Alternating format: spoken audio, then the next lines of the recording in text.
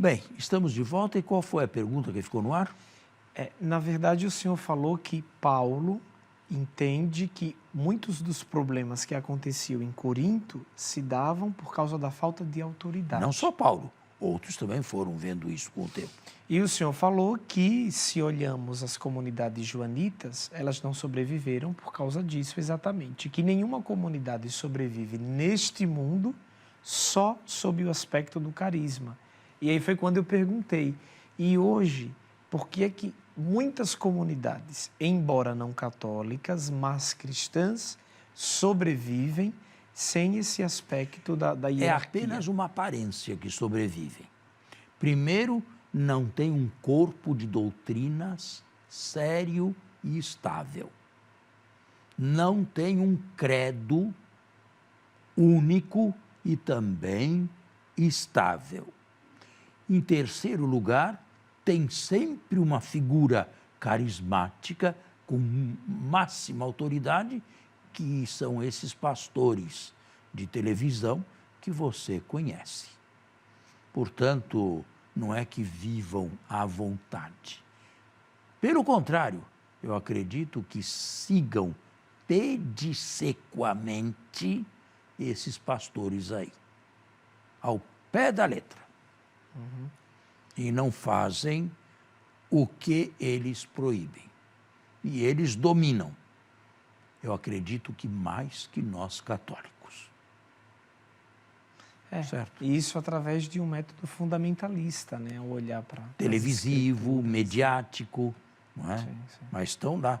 As presenças de todos estão lá e são insubstituíveis.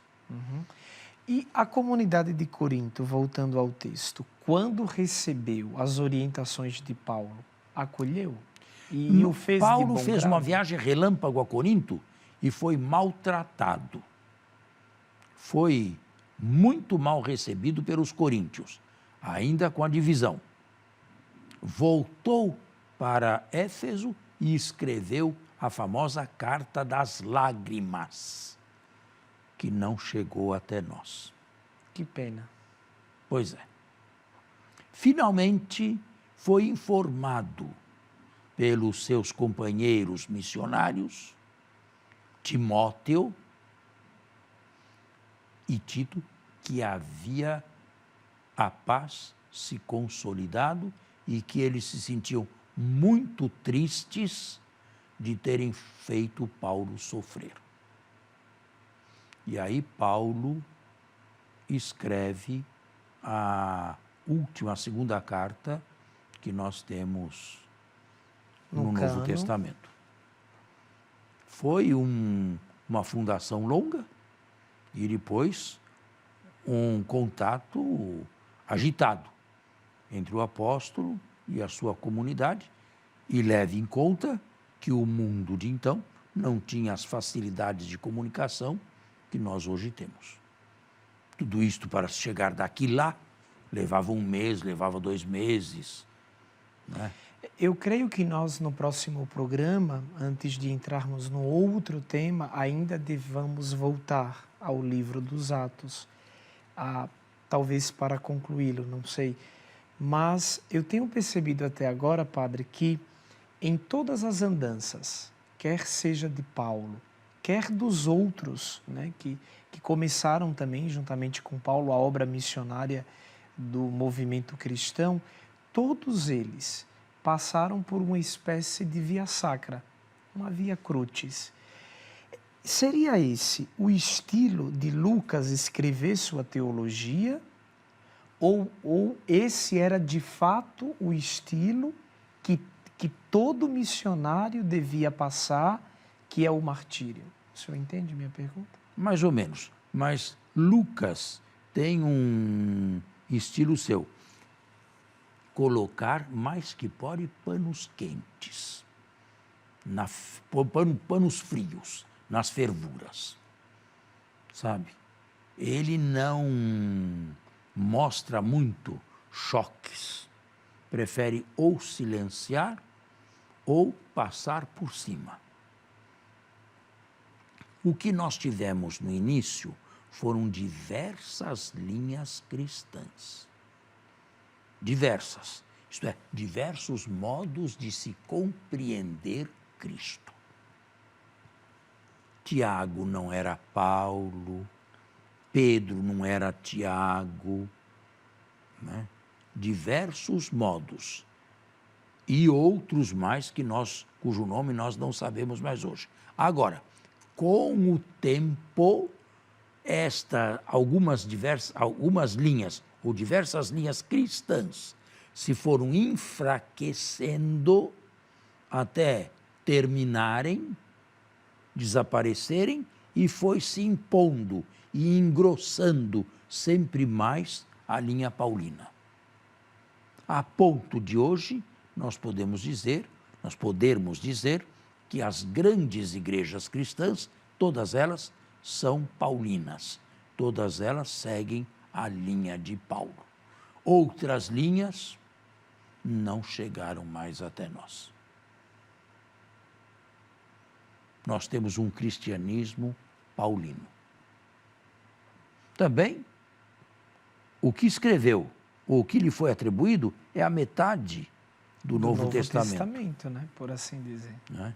Paulo forjou o cristianismo. Alguns chegam, claro que com total exagero e infelicidade, dizer que Jesus foi o último judeu e Paulo o primeiro cristão. Claro que não. Mas Paulo, geograficamente, operou de maneira muito mais extensa do que Jesus, que nunca deixou Israel, nunca deixou a Galileia ou a Judéia. Certo? Bem, nós temos ainda alguma pergunta a ser feita? Agora me veio à mente que, olhando todo esse panorama do trabalho pastoral de Paulo... De 16 a 20. De 16 a 20, exatamente, há possibilidade de se fazer um diálogo entre esta proposta de todo o trabalho pastoral de Paulo e aquilo que propôs o evangelista João, quando, por exemplo, tentava dividir os cristãos dos não cristãos? Tem como haver um diálogo? Não foi João que dividiu. Quem dividiu foram aqueles que saíram da comunidade e partiram para o pré-gnosticismo, com o evangelho de João nas mãos. O próprio evangelho de João afirma que eles não são do mundo, eles não pertencem, nós não pertencemos a esse mundo, eles são daqui, nós não somos daqui. Espera, o evangelho não. Não, eu me refiro ao evangelho. Eles estão no mundo... A oração sacerdotal de Jesus. Capítulo 17. Sim. Eles estão no mundo, mas não são do mundo. Isto é, mundo. não pertencem ao mundo, no sentido de não serem mundanos, no sentido de serem discípulos de Jesus e contrários à mentalidade mundana. De certa forma, nós também. Estamos no mundo, não significa que não estejamos aqui, mas não seguimos a lógica deste mundo. Mas a linha pastoral não é a mesma, né? A linha pastoral de quem? Entre João e Paulo, entre o quarto evangelho e o trabalho missionário. Digamos que deveria haver muitos pontos em comum. Não, a mesma provavelmente não. Isto foi trabalho depois do surgimento da grande igreja que englobou todas essas comunidades e se chamou pela primeira vez, foi chamada de católica por Inácio de Antioquia, com a sua feição episcopal, que era a feição de Inácio de Antioquia, em Antioquia. Ele era um bispo monárquico e o seu estilo passou para todas as comunidades unidas unidas e entrelaçadas com o bispo de Roma. Agora, padre, de onde Paulo aprendeu que a estrutura do querigma cristão, se ele aprendeu, deveria ser sempre ouvir a palavra, se converter e se converter a ela e só depois ser batizado? Porque o batismo é dado, não mecanicamente, mas na remissão dos pecados. E o batismo que ele impunha sobre os outros não é o mesmo que nós recebemos? É o mesmo. O batismo de João, Mas ele não. batizava em nome do Senhor Jesus. Mas não em nome de João. João Batista. Sim, não, mas Paulo quando batizava em nome de Jesus. e exortava Sim. que todos e recebessem... nós recebemos hoje o batismo na Trindade, em nome da Trindade, Mas que é o Jesus mesmo? revelou. Mas é o mesmo? É o mesmo, claro.